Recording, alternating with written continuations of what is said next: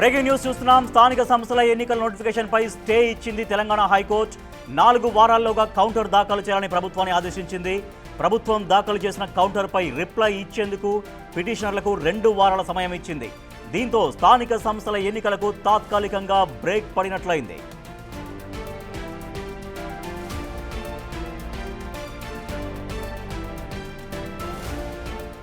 అంతకుముందు బీసీ రిజర్వేషన్ల వ్యవహారంపై హైకోర్టులో సుదీర్ఘంగా వాదనలు సాగాయి. ఈ సందర్భంగా ప్రభుత్వం తరపున వాదనలు వినిపించారు అడ్వకేట్ జనరల్. 2018లో బీసీ రిజర్వేషన్ల పెంపు ప్రక్రియ సక్రమంగా జరగలేదని కోర్టుకు తెలిపారు. మార్చిలో బీసీ రిజర్వేషన్లపై ఆర్డినెన్స్ను గవర్నర్కు పంపించామని, ఇప్పటి వరకు అది గవర్నర్ వద్ద పెండింగ్లోనే ఉందని తెలిపారు. గడువు ముగియడంతో ఆర్డినెన్స్ను చట్టంగా భావిస్తున్నామన్నారు. అసెంబ్లీలో ఏకగ్రీవంగా తీర్మానం చేసి మరోసారి బిల్లును గవర్నర్కు పంపామని తెలిపారు. అది కూడా పెండింగ్లోనే ఉందన్నారు అడ్వకేట్ జనరల్. స్థానిక సంస్థల ఎన్నికలకు ఈసీ నోటిఫికేషన్ విడుదల చేసిందని, ఒక్కసారి నోటిఫికేషన్ విడుదలయ్యాక కోర్టులు జోక్యం చేసుకోజాలవంటూ తమ వాదనలు వినిపించారు అడ్వకేట్ జనరల్.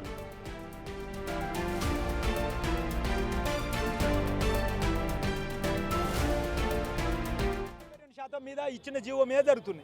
42% మీద ఇచ్చిన జీవో మీద స్టే ఇస్తే సబ్సిక్వెంట్ మొత్తం ఆగినట్టే కదా, అంతే.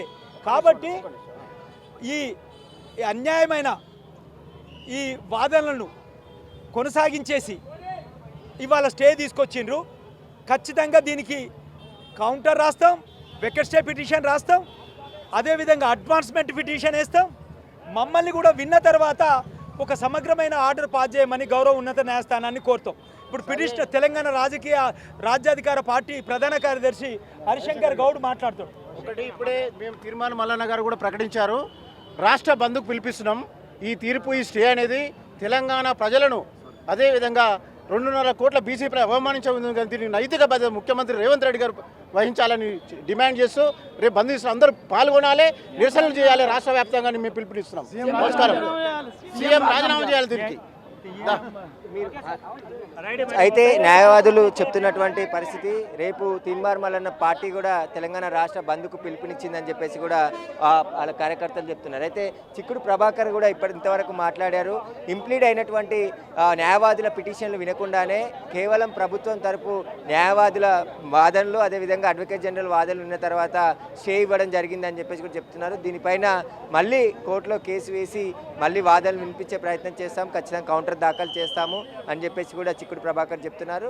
అయితే దాదాపు 34 మంది ఇంప్లీడ్ పిటిషన్లు దాఖలు చేశారు. కానీ వారు ఎవరి కూడా వాదనలు వినకుండానే ఏకపక్షంగా న్యాయమూర్తి స్టే ఇవ్వడం సరికాదు అని చెప్పేసి కూడా చెప్తున్నారు. ఏ దేశంలో, ఏ రాష్ట్రంలో బీసీ రిజర్వేషన్లు తీసుకురాలేదు. కానీ ఇక్కడ కాంగ్రెస్ ప్రభుత్వం 42% బీసీ రిజర్వేషన్లు తీసుకొచ్చి ఎన్నికలకు వెళ్ళింది. కాబట్టి ఖచ్చితంగా దీనికి సంబంధించి ముందు అంటే స్టే జీవో పైన ఎన్నికలకు వెళ్ళింది కాబట్టి, జీవో పైన స్టే ఇచ్చింది కాబట్టి ఇప్పుడు ఎన్నికలు వాయిదా పడింది.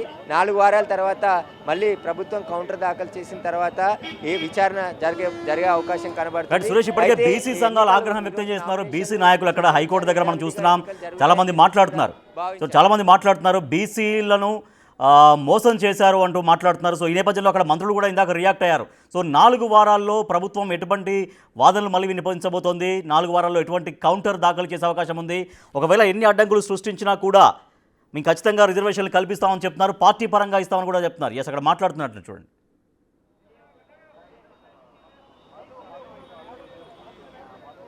అంటే ఆల్రెడీ బీసీ రిజర్వేషన్లకు సంబంధించి 42% తీసుకువచ్చారు కాబట్టి దానికే కట్టుబడి ఉన్నామని చెప్పేసి ప్రభుత్వం చెప్తుంది. ఇప్పుడు ఆల్రెడీ ఎన్నికల ప్రక్రియ పూర్తిగా 4 వారాల పాటు నిలిపివేసినట్టే కనబడుతుంది. ఖచ్చితంగా మళ్ళీ ఫర్దర్గా ఏం చేయాలనేది ప్రభుత్వం ఆలోచించి నిర్ణయం తీసుకుంటామని చెప్తున్నారు. పాత రిజర్వేషన్ల ప్రకారం ఎన్నికలకు వెళ్తే ఏ విధంగా ఉంటుంది అంటే ఆల్రెడీ 42% రిజర్వేషన్లు ఇస్తున్నామని చెప్పేసి కాంగ్రెస్ ప్రభుత్వం చెప్పింది. కాబట్టి చెప్పండి, ఒకసారి చిక్కుడు ప్రభాకర్ ఉన్నారు, సీనియర్ న్యాయవాది, ఒకసారి మాట్లాడదాం. చెప్పండి, అసలు ఎందుకు స్టే వచ్చింది హైకోర్టులో అనుకుంటారు? నిన్నటి నుంచి కూడా మేము మొదటి నుంచి ఏం చెప్తా ఉన్నాము అని అంటే, ఆ పిటిషనర్లకు ప్రిమా ఫేసి లేదు, లోకో స్టాండ్ లేదు. అదేవిధంగా వాళ్ళు ఏ విధంగా కూడా జీవో 42% ఛాలెంజ్ చేసేందుకు వీల్లేదు. కాబట్టి ఇంప్లీడ్ పిటిషన్లు వేసేసి ఇంప్లీడ్ పిటిషన్లు విన్న తర్వాత మీరు సమగ్రమైన వాదనలు ఇరువైపులా విన్న తర్వాత ఆర్డర్ పాస్ చేయమని చెప్పేసి నిన్నటి నుండి కోరుతా ఉన్నాం గౌరవ ప్రధాన న్యాయమూర్తి గారి ఆధ్వర్యంలో డివిజన్ బెంచ్. కానీ అలా కాకుండా కేవలం పిటిషనర్లు, అదేవిధంగా గవర్నమెంట్ది విని మాది వినకుండా గౌరవ ప్రధాన న్యాయమూర్తి గారి ఆధ్వర్యంలో డివిజన్ బెంచ్ స్టే విధించింది. దీన్ని చాలా నిరసిస్తూ ఉన్నాం. అడ్వాన్స్మెంట్ పిటిషన్ వేస్తాం, వెకెట్ స్టే పిటిషన్ వేస్తాం, వాళ్ళకు ప్రిమా ఫేసి లేదు, లోకో స్టాండీ లేదు అని చెప్పేసి కూడా మేము ప్రూవ్ చేసేందుకు ప్రయత్నం చేస్తాం. అంటే ఇటు ప్రభుత్వం కూడా సమర్థంగా వాదాలు వినిపించామని చెప్తున్నారు. అనేక జడ్జిమెంట్లు కూడా ప్రస్తావించారు. తమిళనాడు జడ్జిమెంట్ కూడా ప్రస్తావించడం జరిగింది. నిన్న పిటిషనర్ తరపు న్యాయవాదులు కూడా వాదాలు వినిపించారు. దీనికి పిటిషనర్ తరపున న్యాయవాదులకు దాదాపు 4 గంటల సమయం ఇచ్చిండ్రు గౌరవ ప్రధాన న్యాయమూర్తి గారి ఆధ్వర్యంలో డివిజన్ బెంచ్. నిన్న ఉదయం 10:30కే మేము ఏమడిగినామంటే కనీసం ఒక 2-3 పిటిషన్లన్నా వినండి. మా అందరి న్యాయవాదుల తరపున దాదాపు 30 కోదండరాం ఫైల్ చేసిండు, తెలంగాణ రాజ్యాధికార పార్టీ తీన్మార్ మల్లన్న ఫైల్ చేసిండు, 6 కృష్ణయ్య ఫైల్ చేసిండు, గుజ్జ కృష్ణ ఫైల్ చేసిండు, జాజుల శ్రీనివాస్ గౌడ్ ఫైల్ చేసిండు, ఇందిరా శోభన్ ఫైల్ చేసింది. చాలామంది బీసీ నాయకులు ఎవరైతే రిజర్వేషన్లు కావాలని కోరుతున్నారో వి హనుమంతరావు గారు ఫైల్ చేసిండ్రు. అందరం ఫైల్ చేసినాం. ఎవరన్నా ఒక 2-3 పిటిషన్లు మమ్మల్ని కూడా వినాలి కదా.